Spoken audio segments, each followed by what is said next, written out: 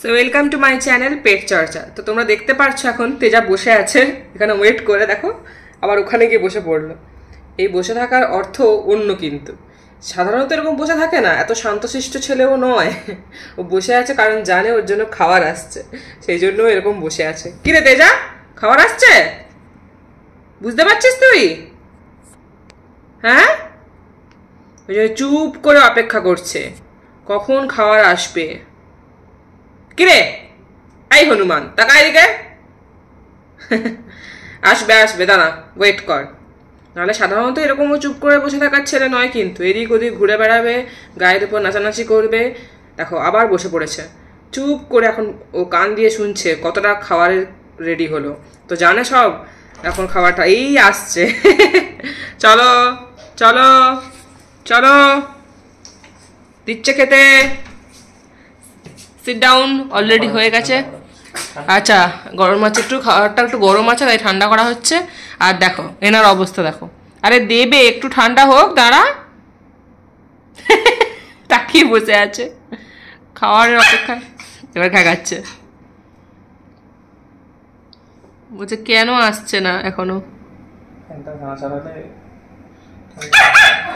Fan চালিয়ে দিয়ে দাঁড়া একটু, ফ্যান চালিয়ে দিয়েছি, দাঁড়া ঠান্ডা হয়ে যাবে এক্ষুনি, তুই অপেক্ষা কর। হ্যাঁ হ্যাঁ হ্যাঁ হ্যাঁ, দেবে দেবে দেবে। হায় হায়, কাটে উঠে পড়েছে। দেবে, দাঁড়া দেবে। এবার এক পা তুলে বসে আছে, দাঁড়া দেবে দেবে দেবে দেবে দেবে, দাঁড়া। এক জায়গায় ঘুরে যাচ্ছে, বুঝছে খাবারে না আমার সামনে দাঁড়িয়ে রাখা মানে কি। আরে দেবে দেবে,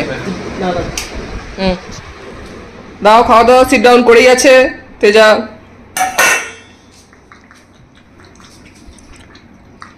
আচ্ছা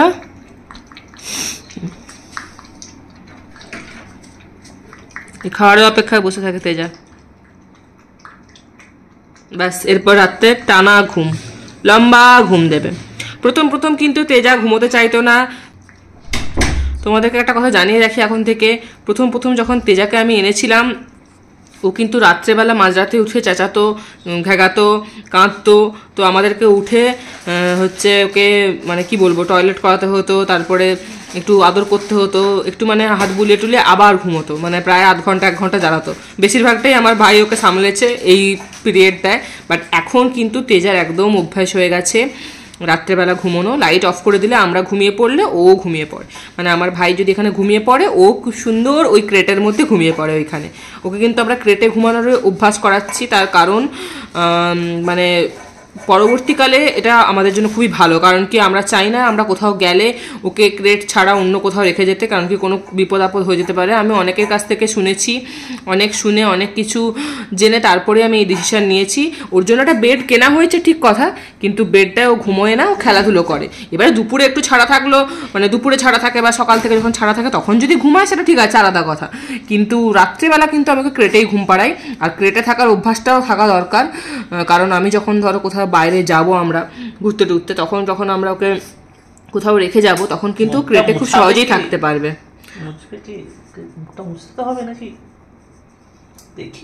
তো এই হচ্ছে ব্যাপার, আজকে তোমাদের সাথে শেয়ার করলাম কিছু ঘটনা। তো আবার দেখা হচ্ছে একটা পরের ভিডিওতে। তো এই দেখো, দীপকে যেতেই দেবে না, তার কারণ দীপের হাতে এখনো খাবারের বাটি আছে, তাই দীপকে যেতে দেবে না। দেখো, খুললেই ও আগে ছুট মারবে। এই যে কি করবি, এদিকে এদিকে ঢোক, ঢোক এদিকে ঢোক, ওখানে খাবার নেই। আর দেখা দেখা দেখা দেখা দেখা দেখা দেখা রান্নাঘরে ঢুকে গেছে দীপের কাছে। এদিকে আয়, এদিকে আয়, নিচে কি, চল চল চল চল। বদমাইশি হচ্ছে না, বদমাইশি হচ্ছে না, যাবি না।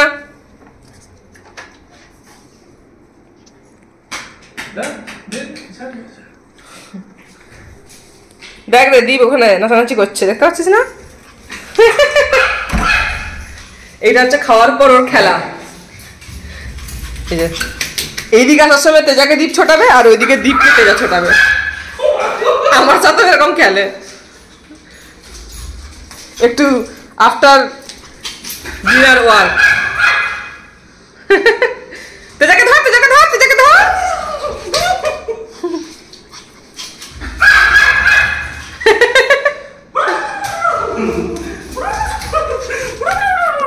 রে তেজা? ঠিক আছে, আরেকবার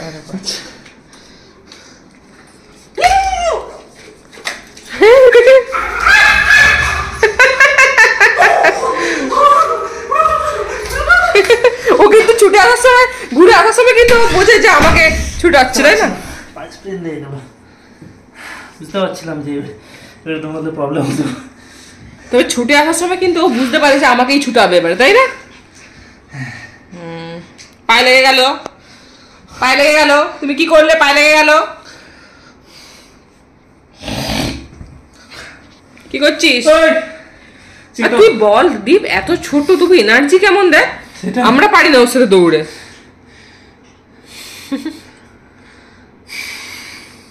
নে নে, চলো ঠিক আছে, ভিডিওটা এখানে শেষ করছি। তেজাকে সবাই তোমরা ভালোবাসো, গজাকেও ভালোবাসো, গজাও এখন ভালো আছে। এই সবাইকে বাই করে দে। সবাইকে বাই করো, এদিকে তাকা। Teja sit down. Bye, good night, সবাই ভালো থেকো।